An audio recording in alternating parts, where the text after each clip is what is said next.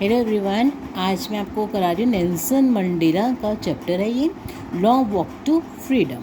Okay, तो start करते हैं। तो देखो स्टार्टिंग होगी इस लेसन की यहाँ से कि नेल्सन मंडेला का मैं आपको इंट्रोडक्शन दे देती हूँ कि नेल्सन मंडेला जो था फर्स्ट प्रेसिडेंट बना जो साउथ अफ्रीका का, एंड ही वॉज ब्लैक। ठीक है, तो ये इसमें स्टोरी है कि मतलब जो वाइट लोग थे वो कैसे पहले उनको डिप्रेस करते थे, उनको तंग करते थे ब्लैक पीपल को, और उसके लिए फ़ाइट करी किसने? नेल्सन मंडेला ने, अगेंस्ट अपार्थीड। अपार्थीड एक पॉलिटिकल क्या थी वहाँ पे, वो था मतलब करते थे फॉलो कि जो वाइट्स थे वो ऊपर थे और वो डिस्क्रिमिनेट करते थे, तंग करते थे किनको? ब्लैक पीपल को। ठीक है ना, मतलब रेस की लड़ाई थी। ओके, तो ये नेल्सन मंडेला ने जो है अपनी लाइफ 30 इयर्स जो है स्पेंड किए प्रिजन के अंदर भी साथ में, और इसके लिए वो उन्होंने फ़ाइट किया, and after that he became the first president of South Africa. Okay, तो स्टार्टिंग करते हैं कि अब उन्होंने अपनी लाइफ के बारे में बताया नेल्सन मंडेला ने। Starting with this 10th May dawned bright and clear. For the past few days, I had seen pleasantly besieged dignitaries and the world leaders who were coming to pay their respect before the inauguration. तो वो कह रहे हैं 10th May का दिन था, dawned bright and clear, बिल्कुल साफ दिन था। For the past few days, I had seen presently beside, तो कई दिन से मैं देख रहा था कि जो कई सारे बाहर के जो मिनिस्टर्स हैं, बड़े बड़े लोग बिसाइड मतलब घेरे हुए थे मुझे, और वो अपने रिस्पेक्ट देने आ रहे थे बिफोर द इनाग्रेशन, क्योंकि एक फंक्शन होने वाला था जिसमें उनको प्रेसिडेंट बनाया जाना था। तो इनाग्रेशन से पहले लोग आ रहे थे। The inauguration would be the largest gathering, ये सबसे बड़ी गैदरिंग होने वाली थी ever of international leaders on south Africa soil. तो साउथ अफ्रीका के ऊपर, साउथ अफ्रीका में सबसे बड़ी ये इंटरनेशनल क्या होने वाली थी? गैदरिंग होने वाली थी मिनिस्टर्स की। The ceremonies took place in the lovely sandstone amphitheater formed by the Union Buildings in Pretoria. तो देखो सेरेमनी कहाँ हेल्ड होनी थी इनाग्रेशन की? वो हेल्ड होनी थी लवली सैंडस्टोन एम्पीथिएटर में, formed by the union buildings in Pretoria. तो जगह कौन सी थी? प्रिटोरिया। तो एक क्वेश्चन देखो यही बन जाता है मेन इसका कि where was the inauguration going to be held. ठीक है ना। For decades this had been the seat of white supremacy, मतलब डिकेड्स का मतलब कई 10 सालों से, डिकेड क्या होता है? 10 साल, तो कई 10 सालों से ये जो है वाइट यहाँ पे क्या कर रहे थे? रूल कर रहे थे। And now it was a site of a rainbow gathering, और अब यहाँ पे था रेनबो गैदरिंग, मतलब कई कलर्स के लोग जो है यहाँ पर, ऑफ डिफरेंट कलर्स, मतलब अलग अलग रेस के लोग जो है यहाँ पर, कास्ट रेस के लोग इकट्ठे हो रहे थे, एंड नेशंस, और अलग अलग नेशंस के लोग आ रहे थे, for the installation of south Africa's first democratic non racial government, क्योंकि अब पहली बार जो है यहाँ पर गवर्नमेंट बनने वाली थी, कौन सी? नॉन रेशियल, और वो भी डेमोक्रेटिक गवर्नमेंट फॉर्म होने वाली थी। On that lovely autumn day I was accompanied by my daughter Zenani, तो उनकी जो लवली, वो उन्होंने कहा है कि on that lovely autumn day, तो वो जो दिन था उन्होंने कहा है, इस दिन को कहा है ऑटम डे। तो ये ध्यान रखना कि the day on which he was made the president और South Africa was called as the autumn day, तो उस दिन को उन्होंने कहा है ऑटम डे। ठीक है। I was accompanied by my daughter, तो मेरे साथ कौन थी? मेरी डॉटर थी Zenani. On the podium Mr de Klerk was first sworn in as second deputy president, तो पहले जो है इनको बनाया गया, मिस्टर डी क्लर्क को क्या बनाया गया? उनको जो है ओथ दिलाई गई, किसकी? As second president, second deputy president.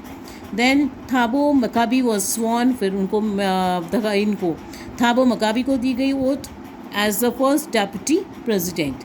When it was my turn, I pledged to obey. अब टर्न आई नेल्सन मंडेला की, तो कहते हैं जब मेरी टर्न आई, I pledged मतलब मैंने ओथ ली, एंड अपहोल्ड किया मतलब क्या, और कहा कि मतलब उन्हें कि मैं क्या करूँगा। तो आगे क्या? And uphold the constitution and to devote myself to the well being of the republic, तो उन्होंने मतलब अपने दिमाग में बना लिया कि मैं जो है इस रिपब्लिक के लिए, अब ये रिपब्लिक बन चुका है क्योंकि गवर्नमेंट क्या हो चुकी है, डेमोक्रेटिक हो चुकी है, एंड इट्स पीपल, उन लोगों के लिए मैं क्या करूँगा? अब उनको डिवोट कर दूँगा, अपनी लाइफ उनके लिए डिवोट कर दूँगा। The assembled guest and the watching world I said, अब जो वहाँ लोग खड़े थे और पूरा वर्ल्ड जो उनको देख रहा था, उन्होंने कहा, क्या कहा? मतलब कि एक तरफ से ओथ ली, और क्या कहा? Today all of us do in by our presence here, कि आज जो है सब जो है मेरी प्रेजेंस से confer glory and hope to newborn light liberty, तो वो कह रहे हैं कि जो आज जो है नई लिबर्टी हुई है, मतलब हमारा जो देश क्या हो चुका है, वाइट से जो ब्लैक की तरफ क्या आ चुका है, और वाइट से हमें एक तरह से मतलब आज़ादी मिल चुकी है, लिबरल हो चुके हैं उनसे हम।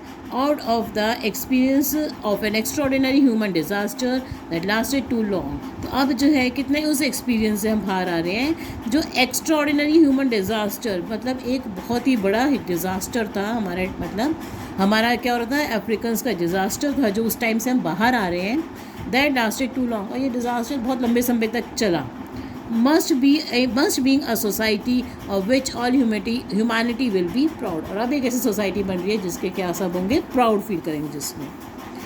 आगे नेक्स्ट है, we who our outlaws not so long ago have today been given the rare privilege। आज जो है हमें जब outlaws मतलब कि हमें क्या कर लेता, कानून से बाहर निकाला हुआ था, नॉट सो लॉन्ग अगो मतलब इतना टाइम नहीं हुआ अभी, have today been given the real privilege. आज हमें वो प्रिविलेज मिल रही है। क्या प्रिविलेज मिल रही है? To host to the nations of the world on our soil, कि हम दूसरे नेशंस का अपनी ज़मीन पर क्या कर सकते हैं, उनको होस्ट कर सकते हैं, मतलब उनको बुला सकते हैं, उनको उनका फंक्शन कर सकते हैं। We thank all our distinguished international guest for having come to take position with the people of our country. और हम जो है उन लोगों को क्या करते हैं, वेलकम करते हैं जो हमारे साथ, जो हमें हम जब पोजीशन ले रहे हैं तो वो हमारे हेल्प, वो हमारे लिए आए हैं, हमारे उसमें ऑर्गेनाइज किया उन्होंने, with the people of our country, और हमारे देश के लोगों का। और what a common victory for justice, क्योंकि ये जो विक्ट्री है किसकी है, जस्टिस के लिए है, पीस के लिए, एंड फॉर ह्यूमन डिग्निटी मतलब ह्यूमन रिस्पेक्ट की है।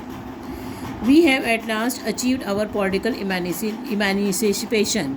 हमने अपना आखिरी में क्या कर जीत लिया है, पॉलिटिकल मतलब हमने जो रिस्पेक्ट है वो जीत ली है। वी प्लेज आवर सेल्स, और हम क्या करते हैं, अपनी ओथ लेते हैं, प्लेज मतलब ओथ लेते हैं, to like all our people from the continuing bondage of poverty, deprivation, suffering, gender and other discrimination, मतलब कि जो इनइक्वालिटी हो रही थी, डिस्क्रिमिनेशन हो रहा था, उससे हम सब क्या हो रहे हैं, फ्रॉम द बॉन्ड, उस बॉन्डेज से क्या हो रहे हैं, हट रहे हैं, निकल रहे हैं।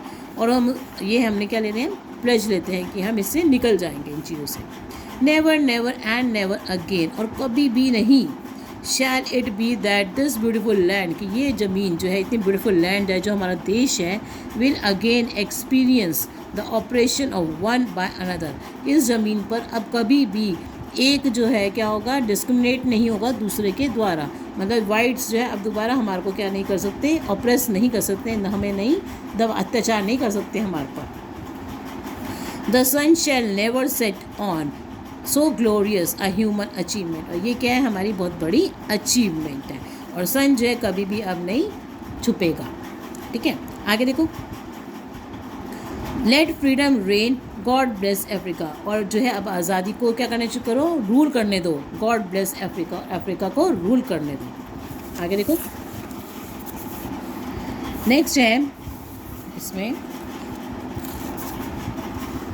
हाँ, अ फ्यू मोमेंट्स लेटर, अब देखो थोड़ी देर बाद, a few moments later we all lifted our eyes in awe, तभी हमने थोड़ी देर में अब सब ने सरप्राइज में अपनी आंखें उठाई, as a spectacular array of South African jets, तभी हम सब ने देखा कि साउथ अफ्रीका के जेट्स जो थे, हेलीकॉप्टर्स थे, and troop carriers rode in perfect formation. तो उन्होंने एक जो है सारे जेट्स ऊपर उड़े साउथ अफ्रीका के, और वो एक क्या थे, परफेक्ट फॉर्मेशन में, मतलब उन्होंने एक फॉर्मेशन बना रखी थी ओवर द यूनियन बिल्डिंग, उस बिल्डिंग के ऊपर उड़े जहाँ पर नेल्सन मंडेला ने क्या लेनी थी, ओथ लेनी थी, over the Union Building. It was not only a display of pinpoint precision and military force, ये सिर्फ एक डिस्प्ले ही नहीं था, डिस्प्ले मतलब दिखावा ही नहीं था, but a demonstration of the military loyalty, बल्कि ये क्या थी, डिमॉन्स्ट्रेशन था, मतलब कि एक एग्जाम्पल था किसका, military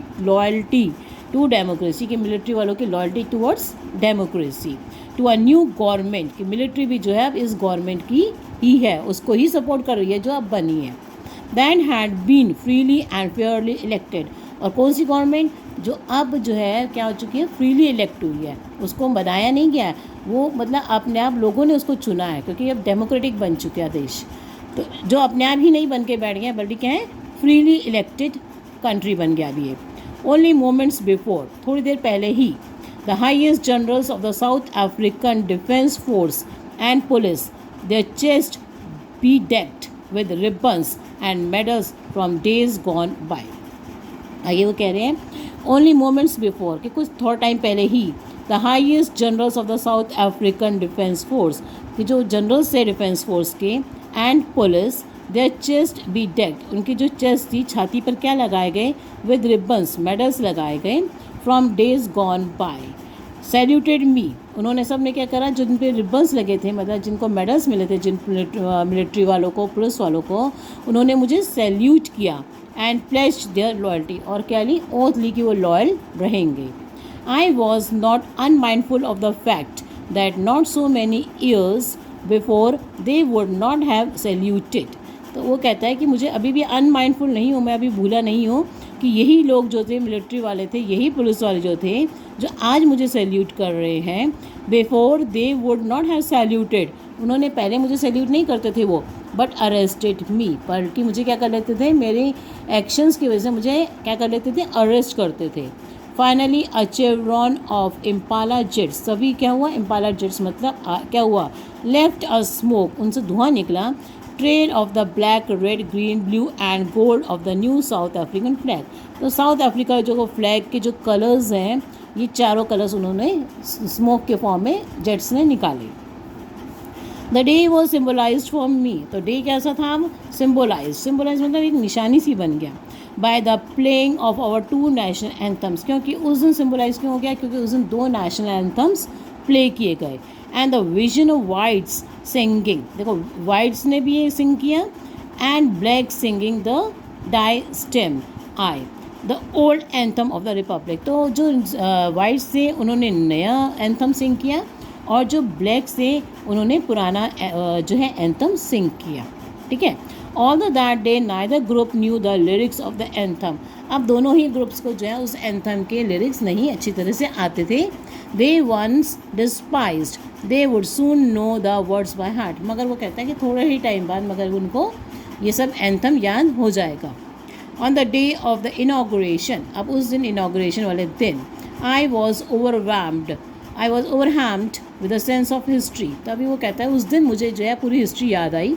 in the first decade of the 20th century first decade में डिकेड मतलब 10 जब शुरुआत का साल थे तो क्या हुआ शुरू के 10 सालों में मुझे इस 20th सेंचुरी के a few years after the bitter Anglo Boer war and before my own birth मतलब कह रहे मेरे पैदा होने से पहले the white skin peoples of South Africa जो वाइट लोग थे कहाँ के साउथ अफ्रीका के पैच्ड अप देयर डिफरेंसेस उन्होंने लड़ाई शुरू कर दी उनके डिफरेंसेस क्रिएट हो गए किसके साथ वहाँ के ब्लैक पीपल के साथ and erected a system of social domination और अपने आप को उन्होंने क्या करा सोशल डोमिनेशन इरेक्ट किया मतलब कि खुद डोमिनेंट हो गए वाइट लोग against the dark skin people और कहीं और के नहीं थे वो लोग वो साउथ अफ्रीका के ही वाइट थे जो साउथ अफ्रीका के ब्लैक पीपल के अगेंस्ट खड़े हो गए उनसे लड़ाई झगड़ा करना शुरू कर दिया और उनको दबाना शुरू कर दिया सप्रेस करना शुरू कर दिया. तो वो कह रहे ये मैं स्टार्टिंग कब हो चुकी थी मेरे बर्थ से पहले हुई थी. Now in the last decade of the 20th century अब जब लास्ट डिकेड आ गया है किसका 20th सेंचुरी का end my own eighth decade as a man तो वो कह रहा है कि अभी लास्ट सेंचुरी आ चुकी है किसकी लास्ट डिकेड है किसका ये 20th सेंचुरी का मतलब 1990 चल रहा है और मैं जो हूँ कितने साल का हो चुका हूँ 80 साल का हो चुका हूँ क्योंकि eighth decade as a man तो मतलब वो 80 साल के हो चुके हैं Nelson Mandela. That system had been overturned forever and replaced by one that recognized the rights and the freedoms of all people regardless of the color of their skin. तो वो कह रहे हैं अब एक ऐसा जो है सिस्टम आने वाला है जिसमें कोई रेसिज्म नहीं होगा स्किन से कोई भी किसी को भी अलग नहीं करा जाएगा regardless of the color of their skin. ठीक है ना. आगे देखो that day had come about through the unimaginable sacrifices. अब वो दिन आ गया था जिसमें कि बहुत ज़्यादा क्या हुए थे हम लोगों ने क्या दिए थे सेक्रीफाइस किए थे. अब थाउजेंड्स ऑफ माई पीपल हज़ारों लोगों ने सेक्रीफाइस किया. People who sufferings and courage can never be counted और रिपेड. उन लोगों की सफरिंग्स और करेज जिसका कि कोई भी क्या कर सकता है उसको रिपे नहीं कर सकता कोई मतलब उसकी बहुत ज़्यादा कीमत है कि उसकी वैल्यू नहीं कर सकते.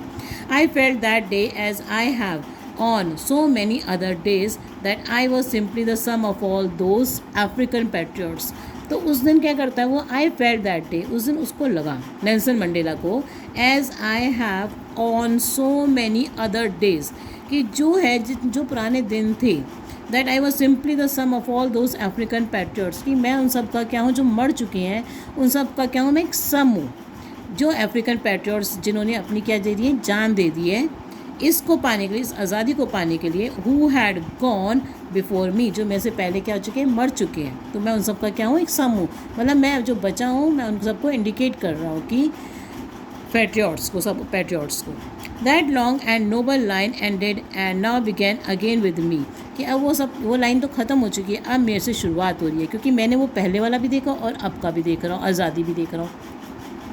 आई was pained that I was not able to thank them, तो वो कहता है मुझे बहुत दुख हो रहा है कि वो लोग नहीं हैं जिन्होंने क्या करें, इतने सेक्रीफाइसेस दिए हैं फ्रीडम के लिए, और अब वो ये फ्रीडम को नहीं देख पा रहे हैं, and that they were not able to see what their sacrifices had wrought, तो मतलब वो उनके जो सेक्रीफाइस जो उन्होंने किए हैं वो नहीं देख पाएंगे, वो लोग जो मर चुके हैं, जिन्होंने इतना बलिदान दिया कि हम क्या हो चुके हैं, हम आज़ाद हो चुके हैं, उसको एन्जॉय नहीं कर पाएंगे।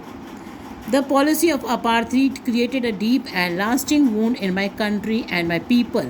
तो इससे क्या वो कह रहे हैं, जो ये पॉलिसी थी अपार्थाइड की, रेसिज्म वाली, इससे जो है मेरे देश के लोगों में क्या आ चुका है, ज़ख्म दे गई है ये बहुत, मतलब हम इसको इतनी जल्दी नहीं भुला सकते, क्योंकि ज़ख्म जो है जल्दी ठीक नहीं होते हैं, तो ये वुंड्स दे गए हैं।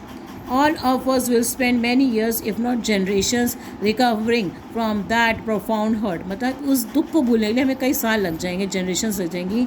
But the decades of oppression and brutality had another unintended effect, and that was that it produced the Oliver Tambo's Walter Sisulus. तो वो कह रहा है कि जो ब्रुटैलिटी और जो ऑपरेशन, मतलब हमारे पे जो क्या हुआ था, इतने जुल्म जो ढाए, उससे क्या पैदा हुए, इन लोगों के एग्जांपल्स दिए हैं कि ऐसे ऐसे लोग पैदा हुए, कौन कौन से, Oliver Tambos, Walter Sisulus, Chief Luthulis, ये सब लोग पैदा हुए of our time, man of such extraordinary courage, जिनके पास इतनी ज़्यादा करेज थी, विजडम एंड जनरोसिटी थी, that their like may never be known again, कि ऐसे लोग अब पैदा ही नहीं हो सकते।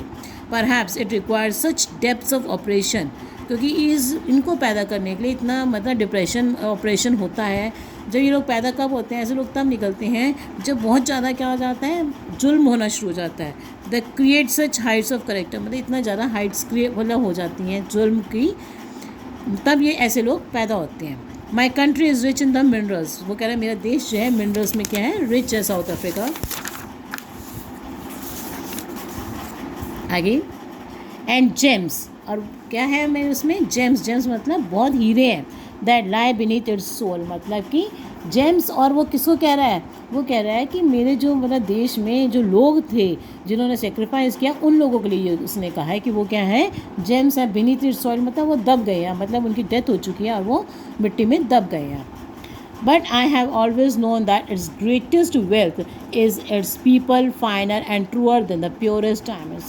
तो कह रहे हैं जो मेरे उसमें ज़मीन में जो जेम्स हैं, जो डायमंड्स हैं, वो उसने कंपेयर किया है कि जो मिनरल्स दबे हुए हैं वो किसके, वो क्या है, मेरे लोग भी वो क्या है, सबसे ज़्यादा क्या है, वो डायमंड्स और जेम्स हैं, क्योंकि उन्होंने जो है अपनी लाइफ क्या करी है, इस देश के लिए सेक्रीफाइस किया है, और उन प्योरेस्ट डायमंड से ज़्यादा वो ट्रू है।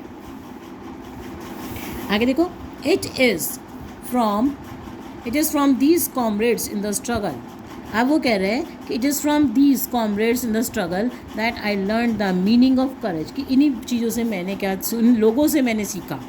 कॉमरेड्स कौन है, ये जो लोग जिनकी डेथ हो गई है, जिनका एग्जाम्पल उसने दिया कि इनसे मैंने क्या सीखा, करेज। आगे, time and again I have scene man and women risk and give their lives for an idea, मैंने देखा है लोगों को अपने क्या देते हुए, अपनी ज़िंदगियाँ कुर्बान करते हुए। I have seen many stand up to attacks and torture without breaking, मैंने इतने सारे लोगों को देखा है जिनके ऊपर अटैक होता था, उनको टॉर्चर किया जाता था विदाउट ब्रेकिंग, पर वो बोलते नहीं थे, टूटते नहीं थे। Showing a strength and resilience of defies the imagination, मतलब वो तब भी उनकी स्ट्रेंथ बनी रहती थी, and resilience the defies the imagination, मतलब इमेजिनेशन को आप क्या कर सकते हो, मतलब इमेजिन भी नहीं कर सकते हो कि उनके ऊपर कितना मतलब मारा जाता था और उनको कितना ब्रूटली ट्रीट किया जाता, फिर भी वो नहीं थकते थे, मतलब उनकी स्ट्रेंथ नहीं टूटती थी, ताकत नहीं उनकी ख़त्म होती थी।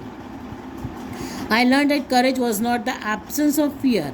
ये देखो लाइन बहुत इंपॉर्टेंट है कि मैंने क्या सीखा कि जो करेज है was not the absence of fear.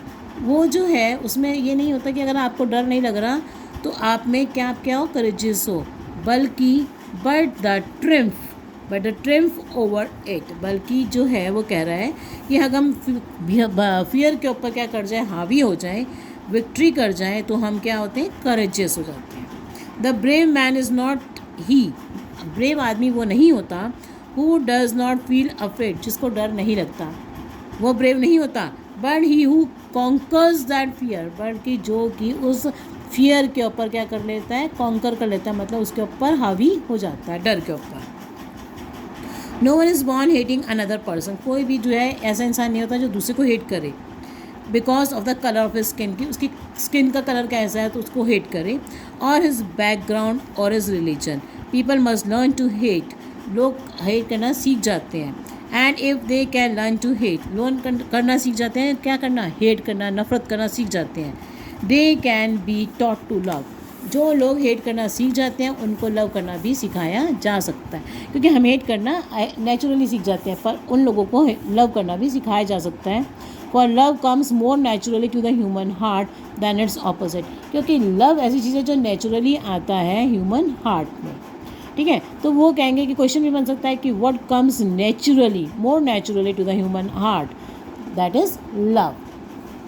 Even in the grimmest times in prison, when my comrades and I were pushed to our limits, वो कह रहे हैं जब बहुत बुरा टाइम था जेल में, when my comrades, जो मतलब कमरेड्स थे, जो ये जिनकी डेथ हो चुकी है, जो ये बहादुर लोग थे जो लड़े हैं, and I were push to our limits, जिनको मतलब इतना ज़्यादा मतलब वो करा गया था, टॉर्चर किया गया था, I would see a glimmer of humanity in one of the guards, तब मैंने देखा कि कुछ गार्ड्स थे जो इनमें क्या था, थोड़ी सी वो दिखाई देती थी, उनमें मनुष्यता, इंसानियत दिखाई देती थी उन गार्ड्स में कभी कभी, perhaps just for a second, वो इंसानियत थोड़ी देर के लिए दिखती थी, but it was enough to reassure me, पर उस इंसानियत को ही देख के, थोड़ी देर की इंसानियत को देख के ही मुझे एश्योरेंस मिल जाती थी कि जो लोग हेट कर रहे हैं हम लोगों को, उनमें थोड़ा सा लव तो नेचुरली आता है, एंड कीप मी गोइंग, और हम जो है उससे हमारी ताकत मिलती थी और हम जो है अपना काम करते रहते थे। Man's goodness is a flame that can be hidden but never extinguished, तो कह रहे हैं जो इंसान है उसकी गुडनेस जो है, उसकी अच्छाई जो है क्या है, फ्लेम है, जो उसको क्या करती रहती है, दैट कैन बी हिडन, वो फ्लेम दिखाई नहीं देता, बट नेवर एक्सटिंग्विश, पर उसको ख़त्म नहीं किया जा सकता, मतलब हर इंसान में थोड़ी सी इंसानियत तो होती ही है, ये कहना चाहते हैं वो, और उस मतलब उसको कभी भी हम ख़त्म नहीं कर सकते। In life every man has twin obligations, तो हर इंसान की ज़िंदगी में क्या होती है, ट्विन मतलब दो ऑब्लिगेशंस क्या होती हैं, मतलब रिस्पॉन्सिबिलिटीज़ होती हैं। Obligations to his family, to his parents, to his wife and children, obligations मतलब हमारे परिवार, बच्चों की तरफ होती है एक तो, and he has an obligation to his people, his community, his country, और दूसरी ऑब्लिगेशन रिस्पॉन्सिबिलिटी होती है हमारी समाज की तरफ। ठीक है ना, तो ये क्वेश्चन भी बहुत इंपॉर्टेंट है इसमें कि what are the two twin obligations according to Nelson Mandela, तो that is obligation to the family and obligation, दूसरी ऑब्लिगेशन क्या है, ऑब्लिगेशन टू द सोसाइटी। ठीक है, in a civil and human society each man is able to fulfill those obligations according to his own inclinations and abilities, और अपनी ability से हर कोई उस रिस्पॉन्सिबिलिटी को पूरी करने की कोशिश करता है। But in a country like South Africa it was almost impossible for a man of my birth and colour to fulfil both of those obligations, तो कह रहे हैं कि मगर पहले यहाँ पे साउथ अफ्रीका में कोई भी इंसान इन ऑब्लिगेशंस, रिस्पॉन्सिबिलिटीज़ को फुलफिल नहीं कर सकता था, क्योंकि इम्पॉसिबल था यहाँ पर। In South Africa, a man of color who attempted to live as a human being was punished and isolated, क्योंकि यहाँ पर जो भी अपनी रिस्पॉन्सिबिलिटी को पूरा करना चाहता था उसको अलग कर दिया जाता था, उसको सज़ा दी जाती थी। In South Africa, a man who tried to fulfill his duty to his people was inevitably ripped from his family, तो जो करने की कोशिश करता था अपनी रिस्पॉन्सिबिलिटीज़ को पूरा, उसको फैमिली से बाहर निकाल दिया जाता था।